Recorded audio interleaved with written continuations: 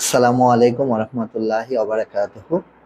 পটি training, toilet training নিয়ে আজ কথা বলবো। জি, খুব কমন একটি সমস্যা যে শিশুটার বয়স 4 বছর হয়ে গেল, 6 বছর হয়ে গেল, 8 বছর, 10 বছর, 12 বছর, 15 বছর হয়ে গেল, এখনো সে টয়লেটটা বুঝে না, এখনো সে নিজে নিজে টয়লেট করতে পারে না। এভাবে আর কতদিন? এখন তো বড় হয়ে গেছে, টয়লেট ট্রেনিংটা শেখানোটা খুব প্রয়োজন। কি করব? আগে তো কখনো ওইভাবে চিন্তা করি নাই যে টয়লেট ট্রেনিংটাও কি শিশুকে শেখাতে হবে। এটাও কি একটা শেখানোর জিনিস? জি, এটাও শেখানোর জিনিস। অটিজম একটা ব্রেন ডিসঅর্ডার। নিউরো ডেভেলপমেন্টাল ডিসাবিলিটির মধ্যে যে সকল নিউরো ডেভেলপমেন্টাল ডিসঅর্ডারের মধ্যে যে সকল কন্ডিশনগুলো পড়ে, অটিজম বলেন, ডাউন সিনড্রোম বলেন, মানে ক্রোমোসোমাল ডিসঅর্ডার বলেন, লার্নিং ডিসাবিলিটি বলেন, সেরিব্রাল পলসি বলেন, মেন্টাল রিটার্ডেশন বলেন, এডিএইচডি বলেন, এডিডিডি বলেন, অ্যাসপারজার সিনড্রোম বলেন, হ্যাঁ, আরো যে অনেক ধরনের কন্ডিশন আছে, রেট সিনড্রোম বলেন, হ্যাঁ, স্পাইনা বাইফিডা বলেন। এই যে যে চাইল্ডহুড নিউরো ডেভেলপমেন্টাল ডিসঅর্ডার গুলো আছে, এই সবগুলা ডিসঅর্ডারে যেসব বাচ্চারা ভোগে সাধারণত তাদের এই পটি ট্রেনিং এর সমস্যা হয়ে থাকে এবং তাদেরকে পটি ট্রেনিংটা আপনার দিতে হবে। আচ্ছা, সেই সকল মার জন্য আজকে এই সেশনটা, এই লাইভটা, বিশেষ করে যাদের বাচ্চার টয়লেটে এখনো সমস্যা আছে, এখনো টয়লেটে ফুললি ইন্ডিপেন্ডেন্ট হয়নি, দয়া করে আপনারা আপনাদের কোশ্চেনগুলো আমাকে দিবেন, জানাবেন। আমি চেষ্টা করব সেশন শেষে আপনাদের কোশ্চেনগুলোর উত্তর দেওয়ার জন্য। 2 বছর বয়স থেকে কিন্তু একটা শিশু স্বাভাবিকভাবে সাইন দেয়, ফিজিক্যাল সাইন বা সিগন্যাল বা কিউজ দেয়। হ্যাঁ, যেভাবে আমরা শেখাই, যেমন সে বলে হাক্কা বা হাকা বলে, অনেক সময় বলে পি, অনেক সময় বলে পু, অনেক সময় বলে হাগু দিব, হাগু হাগু হাগু, এভাবে বলে, বা ও ও ও ও বলে, বা প্যান্টটা টেনে খুলে ফেলে, ঠিক না, বা একটা কর্নারে চলে যায়, বা একটু এদিক এরকম এরকম করতে থাকে। যখন আমরা বুঝে যাই যে শিশুটার মনে হয় টয়লেট পাইছে, বাথরুমে টেনে নিয়ে যায়, মাকে বাবাকে যাকে পাবে তাকে টয়লেটে টেনে নিয়ে যায়। বা নিজে নিজে করে দিয়ে বলে হাক্কা সি সি সি, এরকম করে, কারণ এটা আমরা শিখাই, যেটা আমরা শিখাই সেটাই কিন্তু করে নর্মালি। কিন্তু বাচ্চার বয়স 4 বছর হয়ে গেছে, 4+, 4+ হয়ে গেছে, এখনো যদি শিশুটা এরকম করে, সেটা কিন্তু স্বাভাবিক না। তাহলে আমরা বুঝলাম যে 4-4+ এর পরে যদি শিশুটা টয়লেটে যদি ফুললি ইন্ডিপেন্ডেন্টের কথা তো বলতেছে না যে সে গিয়ে একবার নিজে নিজে ক্লিন হয়ে চলে আসবে, এটা সম্ভব না। হ্যাঁ, ওয়েস্টার্ন কান্ট্রিতে এটা সম্ভব, ওয়েস্টার্ন কান্ট্রিতে এটা সম্ভব, কিন্তু আমাদের বাংলাদেশ পার্সপেক্টিভে এটা সম্ভব না। কারণ আমরা অনেক আদর করি বাচ্চাদের, ঠিক না? আমরা 7-8 বছর পর্যন্ত বাচ্চাকে হাত দিয়ে খাওয়াই দিই, নলা করে করে খাওয়াই দিই। হ্যাঁ, এখনো কোলে নিয়ে ঘুম পাড়াই দিই বড় বড় বাচ্চাদের, ঠিক না? হ্যাঁ, চুল আঁচড়াই দিই, জামা পরাই দিই, সবকিছু করে দিই। সেটা আলাদা জিনিস, সেটা আদরের এক একজনের এক এক রকম আদর, সেটা আলাদা জিনিস। তাহলে বুঝবো 4+ হয়ে গেছে, 5 বছর হয়ে গেছে শিশু, এখন তো অন্তত টয়লেট ট্রেনিংটা হওয়ার কথা, অন্তত টয়লেটটা বোঝার কথা, কিন্তু এখনো বুঝতেছে না। এটার জন্য কি সমস্যা? সমস্যাটা হলো ইন্টারোসেপশন সেন্সরি সিস্টেম। হ্যাঁ, ইন্টারোসেপশন সেন্সরি সিস্টেম নিয়ে একটু কথা বলি। ইন্টারোসেপশন সেন্সরি সিস্টেমটা হলো আমাদের শরীরের অষ্টম সেন্সরি সিস্টেম। জি, আমাদের 8টা সেন্সরি সিস্টেম। আমরা যারা মনে করি যে আমাদের 5টা সেন্সরি সিস্টেম, না, আমাদের 8টা সেন্সরি সিস্টেম আছে। তার মধ্যে সর্বশেষ সেন্সরি সিস্টেমটার নাম হলো ইন্টারোসেপশন সেন্সরি সিস্টেম। জি, এই সেন্সরি সিস্টেমটা আবার কি? এই সেন্সরি সিস্টেমটা হলো ইন্টারনাল যে অর্গানগুলো আছে, যেমন আমাদের হার্ট, লাং, কিডনি, এই যে যে ব্যাপারগুলা, এই জিনিসগুলাকে সে নিয়ন্ত্রণ করে, ঠিক আছে? আমাদের ব্লাড প্রেশার, হ্যাঁ, আমাদের ইমোশন, এটা থিওরি বলতেছে। আমরা কিভাবে বুঝবো তাহলে? যদি একটা বাচ্চার টয়লেটের সমস্যা হয়, যদি একটা বাচ্চার ঘুমের সমস্যা হয়, যেমন আমার ঘুম পাচ্ছে, এটা কি বাইরে থেকে বোঝানোর কথা না, এটা ভিতর থেকে। আমার প্রচন্ড পেট ব্যথা, প্রচন্ড পেট ব্যথা, এটা কি ভিতর থেকে বোঝার কথা না? বাইরে থেকে তো বোঝার কোনো ব্যাপার না। দাঁত ব্যথা, হুম, মাথা ব্যথা, প্রচন্ড মাথা ব্যথা, মনে হচ্ছে যে মাথাটা ফাটায় ফেলি, হ্যাঁ, এরকম মনে হয় না অনেক সময়? কিন্তু এটা কিন্তু বাইরে থেকে বোঝার কোনো উপায় নেই, এটা অনুভব করার ব্যাপার। আমার এখন চা খেতে হবে, আমার এখন ঘুম পাইছে অনেক, আমার এখন পানি খেতে হবে, বা আমার এখন টয়লেটে যেতে হবে। এই যে যে ফিলিংস গুলা, এই যে যে ব্যাপারগুলা, ইন্টারনাল যে চেঞ্জ গুলা হচ্ছে, ফিজিক্যাল নিড গুলা আছে, এই জিনিসগুলাকে কন্ট্রোল করে হলো ইন্টারোসেপশন সেন্সরি সিস্টেম। ইনশাল্লাহ সময় পেলে এই ইন্টারোসেপশন সেন্সরি সিস্টেম নিয়ে একটা বড় একটা সেশন করব, হ্যাঁ, লাইভ প্রোগ্রাম করবো, কারণ এটা অনেক বড় একটা জিনিস, এটার মধ্যে অনেক কিছু লুকায় আছে। এবং এই সেন্সরি সিস্টেমটা নিয়ে যদি আমরা না বুঝি, আমাদের বাচ্চাদের অনেক জায়গায় বাচ্চাদের সমস্যা হচ্ছে, একটা জায়গায় গিয়ে বাচ্চা স্টাক হয়ে আছে, কোনোভাবেই বাচ্চাটা আগাচ্ছে না, সেটাও কিন্তু ইন্টারসেপশন সেন্সরি সিস্টেমের দুর্বলতার কারণে। কি করা যায়, এই টয়লেট ট্রেনিংটার জন্য কি করতে পারি, একজন বাবা মা হিসাবে আমি কি করতে পারি, এটাই নিয়ে আজকে একটু কথা বলবো। একজন বাবা মা হিসাবে যেটা করবেন, সর্বপ্রথম তাকে একজন অকুপেশনাল থেরাপিস্টের কাছে নিয়ে আসুন। জি, অকুপেশনাল থেরাপিস্টের শরণাপন্ন হন সর্বপ্রথম। জি, তার একটা অ্যাসেসমেন্ট করেন, টয়লেটের প্রবলেমগুলো সম্পর্কে থেরাপিস্টকে বলুন, এবং থেরাপির যেই কাজগুলো করবে প্রথমে, যে অ্যাসেসমেন্টের মাধ্যমে তার সমস্যাগুলো খুঁজে বের করার চেষ্টা করবে, তার দুর্বলতাগুলো খুঁজে বের করার চেষ্টা করবে, তার সেন্সরি প্রবলেম আছে কি নাই, বা সেন্সরি প্রবলেমের কারণে কি ওর টয়লেট ট্রেনিংটা এত দেরি হচ্ছে কিনা, বা কোন কোন সেন্সরি সিস্টেমগুলো এর জন্য দায়ী, সেগুলো খুঁজে বের করবে থ্রু সেন্সরি একটা অ্যাসেসমেন্টের মাধ্যমে। তার শারীরিক কন্ডিশন কিরকম আছে সেটা খুঁজে বের করার চেষ্টা করবে, যে জন্মগতভাবে কি তার কনস্টিপেশন ছিল কিনা, বা খাওয়া দাওয়া কেমন করে, ঘুমটা কেমন, কারণ ঘুমের সাথে টয়লেটের সম্পর্ক আছে, খাবার দাবারের সাথে তার টয়লেটের সম্পর্ক আছে, শারীরিক ফিটনেসের সাথে টয়লেটের সম্পর্ক আছে, ঠিক আছে এগুলা। এবং তার ফোবিয়া, কখনো কি ভয় পেয়েছিল কিনা, টয়লেট করতে গিয়ে সে ভয় পেয়েছিল কিনা, মানে প্রচুর কনস্টিপেশন হয়েছে এরপর থেকে সে খেতেই চায় না, কারণ খেলেই তো তাকে টয়লেট করতে হবে, এই জন্য খাওয়া দাওয়া কমাই দিচ্ছে, এরকমও কিন্তু অনেক বাচ্চা আমরা পাই। আচ্ছা, এখন একজন বাবা মা হিসাবে আমরা এক বাসায় কি করব, এবার বাসার কাজটা আমরা বলবো, ঠিক আছে, আমি খুব সময় নিব না, খুব দ্রুত শেষ করে দিব। রোজার দিন, আমার সামনে ঈদ, সবারই কাজ আছে। হ্যাঁ, বাবা মার জন্য আমার একটা পরামর্শ থাকবে, কিছু পরামর্শ থাকবে, দয়া করে এই কাজগুলো করবেন। ফার্স্ট অফ অল, একটা রুটিন তৈরি করতে হবে। জি, ছবিযুক্ত একটা রুটিন তৈরি করতে হবে টয়লেটের। যেমন টয়লেটের অনেকগুলো স্টেপ আছে না, টয়লেটে আমরা কি করি, প্রথমে দরজা খুলি, তারপরে দরজা বন্ধ করি ভিতরে গিয়ে, তারপরে কি করি, কমরের সামনে যাই, কমরের সামনে গিয়ে আমরা প্যান খুলি, প্যান খুলে কমরে বসি, ঠিক আছে, তারপরে আমরা কাজ সারি, কাজ শেষ করার পরে আমরা কি করি, হ্যান্ড শাওয়ার হাতে নিই, হ্যান্ড শাওয়ার হাতে নিয়ে তারপরে ক্লিন করি, ডান হাত দিয়ে হ্যান্ড শাওয়ার নেই, বাম হাত দিয়ে হ্যান্ড শাওয়ার নেই, ডান হাত দিয়ে ক্লিন করি না, তাহলে এই ছবিগুলা, হ্যাঁ, ক্লিন করার পরে আবার আমরা প্যান করি, প্যান করার পরে আবার হাত ধুই, হাত ধোয়ার পরে সাবান দিয়ে হাত ধুই, হাত ধোয়ার পরে হাত মুছি, এই যে যে কাজগুলো বলতেছি, তারপর টয়লেট থেকে বের হয়ে আসি, এই যে যে স্টেপগুলো, এগুলো কিন্তু ছবি আকারে এবং লিখিতভাবে দিতে হবে। এই ছবিগুলো যদি পেতে চান তাহলে আমাদের সাথে যোগাযোগ করবেন। আমাদের কিডসল্যান্ডের একটা চাইল্ড ডেভেলপমেন্ট সেন্টার আছে, যেটা আর্লি ইন্টারভেনশন প্রোগ্রাম বলি, প্রি স্কুল, সেখান থেকে এই জিনিসগুলো আপনারা চাইলে নিতে পারেন। আচ্ছা, টয়লেট ট্রেনিং এর সিম্বলগুলা, এটা একটা করবেন, অবশ্যই করবেন, কারণ এটা খুবই দরকার। আরেকটা করবেন, টয়লেটের দরজার সামনে, এই যে আমার পিছনে দেখেন দরজার সামনে এই যে নোটিশ দেওয়া আছে, মানে এটা দ্বারা স্টুডেন্টরা বুঝে যায় যে এটা হলো ওদের ক্লাসরুম। হ্যাঁ, এটা ক্লাসরুম, কোনটা কি ধরনের রুম। যেমন টয়লেটের একটা ছবি থাকে না, যেমন এই যে আমরা মার্কেটে যাই, বিভিন্ন জায়গায় যাই, টয়লেটে একটা সিম্বল থাকে না, যে এখানে টয়লেট, একটা পুরুষ মহিলার, এই সিম্বলটা বাসায় লাগাবেন দরজার সামনে, তাহলে সে বুঝতে পারবে, ঠিক আছে, এই জিনিসটা আপনারা করবেন। হুম?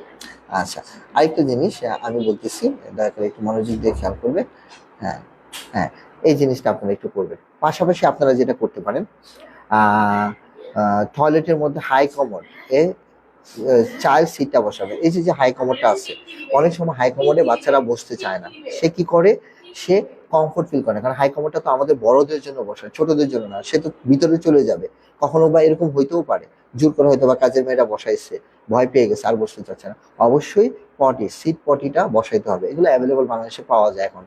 হ্যাঁ, এবং অবশ্যই আরেকটা কথা, টয়লেট সিটিং এ বসার পরে বাচ্চার পা যেন না ধুলে, কারণ বাচ্চা পা যদি ধুলে বাচ্চা কমফোর্ট ফিল করবে না, পাটা অবশ্যই স্টেবল থাকতে হবে। সেই জন্য আপনাকে যেটা করতে হবে, ফুট স্টপার অথবা টুল, এই যে যে টুলগুলো আছে না, প্লাস্টিকের টুলগুলো, ওর সাইজের একটা দিবেন, যেন সুন্দরভাবে পাটা যেন একদম পুরো এই অ্যাঙ্গেলে থাকে, এই যে অ্যাঙ্গেলে, ঠিক আছে, এইভাবে যেন থাকে, এটা আপনি অবশ্যই করবেন। তাহলে টয়লেটের একটা সেট আপ করতে হবে, ফিজিক্যাল সেট আপ চেঞ্জ করতে হবে। মরিচাবাতি ছিলেন না, জি, মরিচাবাতি, এখন ঈদ আসছে, রাস্তাঘাটে কিন্তু প্রচুর মরিচাবাতি বিক্রি করতেছে, বিভিন্ন ধরনের লাইটিং টয়েস। হ্যাঁ, চাইলে আপনার সামর্থ্য অনুযায়ী আপনি বিভিন্ন ধরনের লাইটিং টয়েস আপনি ব্যবহার করতে পারেন। মানে টয়লেটটাকে একটা সুন্দর পরিবেশ তৈরি করতে হবে, যে হ্যাঁ, এখানে একটু মিউজিকের ব্যবস্থা করতে পারেন। হ্যাঁ, বিভিন্ন ধরনের ছোট ছোট রাইমস গুলা, ছোট একটা ব্লুটুথ একটা স্পিকার দিয়ে দিলেন, মোবাইলে রেখে দিলেন, মিউজিক হলো।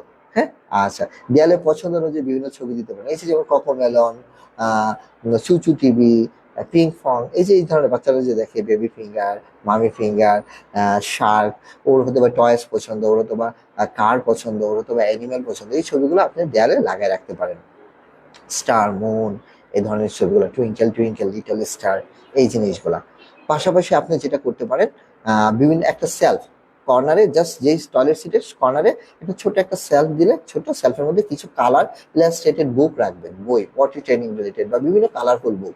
সেটা হতে পারে ফ্রুটসের বুক, হতে পারে অ্যানিমেলের বুক, হতে পারে কারের বিভিন্ন ট্রান্সপোর্টের বুক হতে পারে। সে বসে বসে দেখবে। যেমন আমরা অনেক সময় অনেকের অভ্যাস আছে টয়লেটে বসে পেপার পড়ার অভ্যাস আছে, অনেকে তো টেলিভিশন দেখে টয়লেটে বসে। জি, হ্যাঁ, এরকম আছে। জি, আছে। তো যাই হোক, ওইদিকে আমরা যাবো না। তো টয়লেটের মধ্যে এই সেট আপটা আপনি করবেন। আচ্ছা, এখন কি করবেন? তাহলে সেট আপ হয়ে গেল। তাহলে সেট আপে কি করলাম, একটা রুটিন দিলাম, দরজার সামনে সাইন দিলাম, মনোযোগ দিয়ে খেয়াল করেন। তারপরে কমোডের মাঝখানে একটা সিট দিলাম। তারপর পাটা যেন না ঝুলে তার জন্য কি করলাম, একটা স্টপার দিলাম। ঠিক আছে। তারপর দেয়ালে পছন্দ অনুযায়ী ছবি দিলাম, মরিচাবাতি বা লাইটিং জাতীয় টয়েস দিলাম, মিউজিক্যাল টয়েস দিলাম। ঠিক আছে। হ্যাঁ, এই জিনিসগুলো আবার একটা বুক কর্নার রাখলাম। ঠিক আছে, শেষ। এবার আসেন কি করবো তাহলে এবার স্যার। এবার হলো আপনি প্রতি 20 মিনিট পর পর, 15 থেকে 20 মিনিট পর পর বা 30 মিনিট পর পর বাচ্চাটাকে টয়লেটে নিয়ে যাবেন।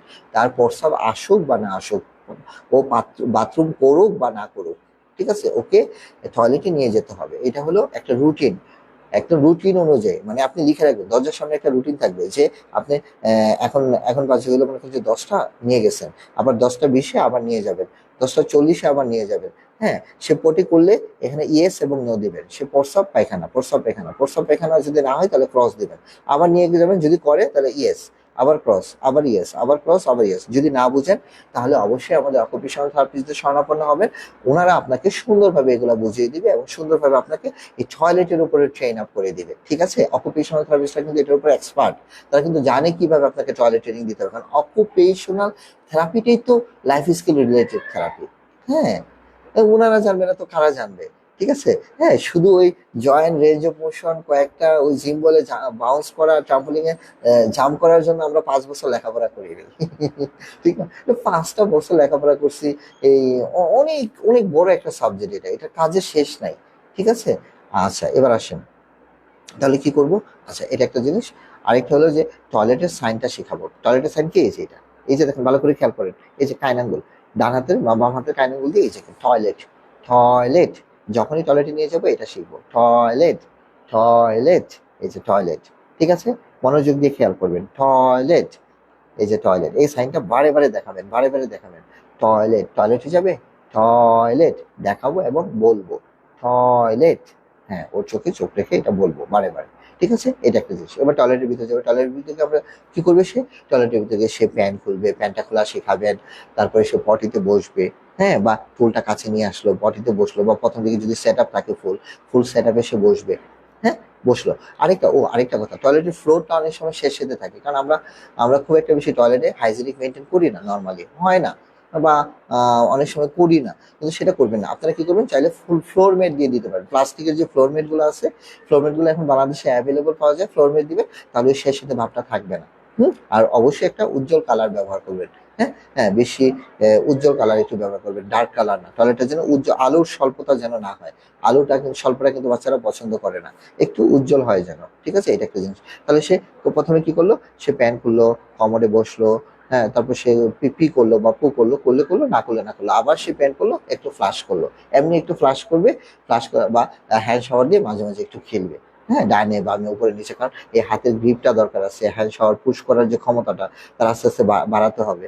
হ্যাঁ, চাইলে সে ওই কমরের ভিতরে হ্যান্ড শাওয়ার দিয়ে পুশ শাওয়ার দিয়ে করতে পারে। তাহলে সেক্ষেত্রে পুশ শাওয়ারটা দেখতে হবে যে বাচ্চার প্রতি ফ্রেন্ডলি কিনা, মানে সে পারে কিনা। অনেক পুশ শাওয়ার আছে যে আমাদেরই 2 হাত লাগে চাপ দিতে। হ্যাঁ, তো এই জিনিসগুলো একটু খেয়াল করতে হবে, কত কিছু খেয়াল করতে হয়, চিন্তা করছেন। আচ্ছা, আরেকটা হলো সে ফ্লাশ করবে। ঠিক আছে, এই জিনিসটা সে করবে, ক্লিন করবে। ফ্লাশ করা তাকে শেখাতে হবে, পুশ পুশ করাটা শেখাতে হবে, সেটাও একটু খেয়াল রাখতে হবে।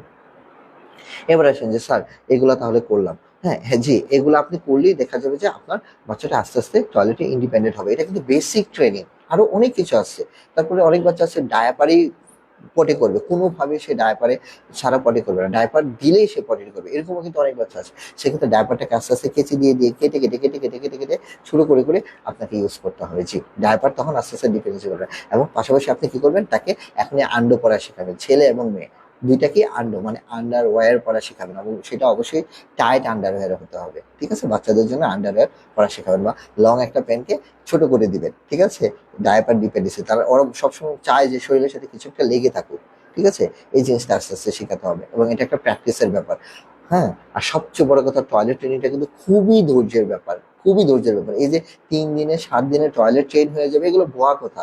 এগুলো একটা লেন্দি প্রসেস, 2 মাস 3 মাস 6 মাসও লাগতে পারে। হ্যাঁ, কিন্তু আপনাকে হাল ছাড়া যাবে না, আপনাকে সিস্টেমেটিক ওয়েতে যদি আপনি আগান, তাহলে ঠিকই আপনার বাচ্চা শিখে যাবে টয়লেট ট্রেনিংটা, ঠিক আছে? কিছু বাচ্চার লেভেল ভালো, হয়তো আপনি কখনো শিখান নাই, এই কারণে হয়তো 1 সপ্তাহ শিখালেই শিখে যাচ্ছে, সেটা আলাদা জিনিস। এগুলো খুব কম, রেয়ার। বেশিরভাগ বাচ্চারই, বিশেষ করে তার যদি অটিজম থাকে, সে যদি নিউরো ডেভেলপমেন্টাল ডিসঅর্ডার থাকে, তাহলে অবশ্যই তার সময় লাগবে, 3 থেকে 6 মাস সময় লাগবে। এবার আসেন সেন্সরি ইন্টিগ্রেশন থেরাপিতে আমরা কি কি করবো ইন্টারসেপশনে। বিশেষ করে যে সকল বাচ্চাদের টয়লেট ট্রেনিং এর সমস্যা, তাদের বেশিরভাগই কনস্টিপেশনের সমস্যা থাকে, ঘুমের সমস্যা থাকে, খাবারের সমস্যা থাকে, ডাইজেশন সিস্টেমের সমস্যা থাকে, এটা সেটা মুখে দেওয়ার সমস্যা থাকে, এগুলো থাকতে পারে অ্যাসোসিয়েটেড প্রবলেম হিসাবে।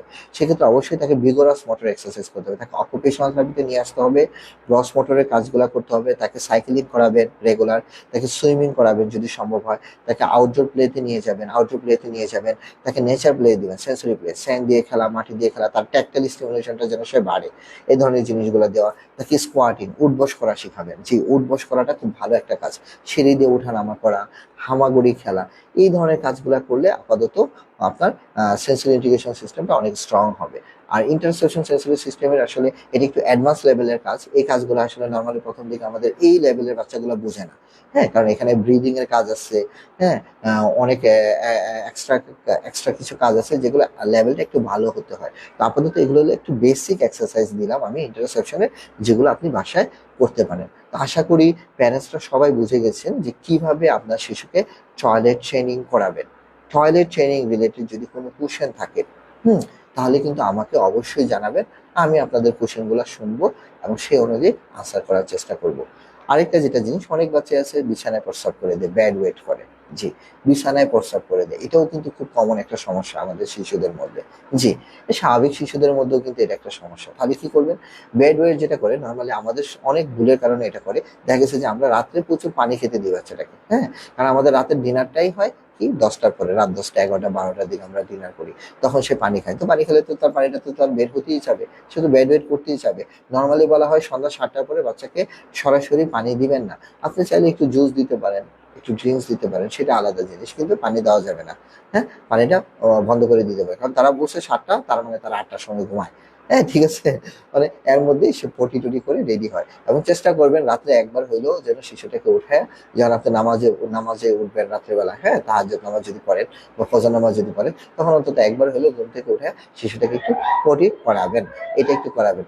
হ্যাঁ, এই জিনিসগুলা আপনি করাবেন, এগুলো করালে খুব ভালো হয়। পাশাপাশি এই জিনিসটা, এবং পাশাপাশি হলো এই ধরনের বাচ্চাদের ক্ষেত্রে কিছু কিছু বাচ্চা যাদের বিহেভিয়ারাল ইয়াটা লেভেলটা ভালো, তাদের জন্য কিন্তু আপনার রিওয়ার্ড চার্টটা খুব ভালো কাজ করে। যেমন স্টার, যে তুমি যদি 1 সপ্তাহ পটি বিছানায় না করো, তাহলে তুমি এটা পাবা, এই জিনিসটা পাবা। তখনও কিন্তু বাচ্চারা অনেক অ্যালার্ট থাকে। হ্যাঁ, এইভাবে কিন্তু আমরা আস্তে আস্তে শেখাতে পারি। কিন্তু পানিশমেন্ট দিবেন না, দয়া করে পানিশমেন্ট দিবেন না, পানিশমেন্ট দিবেন না। রিওয়ার্ড আলাদা জিনিস, পানিশমেন্ট দিবেন না, পানিশমেন্ট করা যাবে না। হ্যাঁ, এবং অবশ্যই যদি ইউরিন ইনফেকশন থাকে, তাহলে অবশ্যই একজন ইউরোলজিস্ট দেখাবেন, ডাক্তার দেখাবেন, তার ইউরিন ইনফেকশনের জন্য চিকিৎসা করাবেন। অনেক ছেলে এবং মেয়েদের, বাচ্চাদের কিন্তু এই অল্প পানি খাওয়ার ফলে কিন্তু তাদের ইউরিন ইনফেকশনে ভুগতেছে, এটাও কিন্তু একটা সমস্যা। তাহলে এই জিনিসগুলা, ফিজিক্যাল জিনিসগুলা কিন্তু আপনারা অবশ্যই ঠিক করে নেবেন। তাহলে টয়লেট এবং পটি ট্রেনিং এর বেসিক যে ব্যাপারগুলো আমরা শিখলাম, আমরা জানলাম যে টয়লেট বা পটি ট্রেনিং কত বছর বয়সে বাচ্চারা করে, এবং কত বছর বয়স হয়ে গেলে বাচ্চাদের পটি ট্রেনিংটা অবশ্যই শেখানো উচিত। এবং এটা যে শেখাতে হয়, এটা নিজে নিজে বাচ্চা শিখবে না। এরকম আমাদের কাছে 28-30 বছরের ব্যক্তিও আছে যারা এখনো টয়লেট ট্রেনিং আসে নাই, চিন্তা করা যায়? হ্যাঁ, এগুলা নিয়ে কথা বলতে গেলে সেশনটা অনেক বড় হয়ে যাবে। একজন বাবা মা হিসাবে আমার দায়িত্ব হলো অকুপেশনাল থেরাপিস্টের কাছে যাব, তার অ্যাসেসমেন্ট করাবো, টয়লেট ট্রেনিং নিয়ে কাজ করব। তারপরে তার টয়লেটটাকে একটা ভালো সেট আপ দিব, সুন্দর একটা ফিজিক্যাল সেট আপ আমার সামর্থ্য অনুযায়ী। পাশাপাশি কিছু ধরনের প্র্যাকটিস আমি তার সাথে রেগুলার বেসিসে করব। পাশাপাশি তাকে সেন্সরি ইন্টিগ্রেশনে কিছু থেরাপির কাজ শেখাবো। তো আজ সে পর্যন্তই। সবাই ভালো থাকবেন, সুস্থ থাকবেন। টয়লেট ট্রেনিং রিলেটেড আপনাদের যে কোনো ধরনের কোশ্চেন আপনারা আমাদের জানাবেন, আমরা চেষ্টা করব আপনাদের সঠিক প্রশ্নের উত্তর দেওয়ার জন্য। সবাইকে আসসালামু আলাইকুম ওয়া রাহমাতুল্লাহি ওয়া বারাকাতুহু।